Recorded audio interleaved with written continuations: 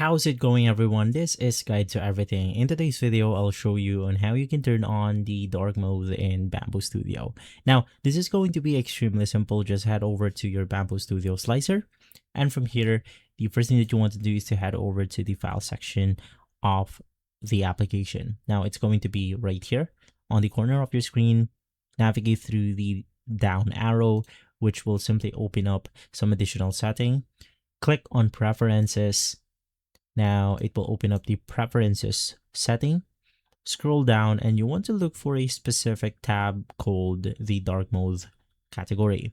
So in most cases, or in most Bambu Studio slicers, it's going to be on the right here, which is going to be dark mode.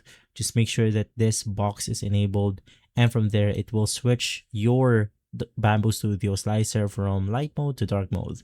If this video has been helpful, leave a like, subscribe, and follow Guide to Everything for more videos like this. Thanks for watching.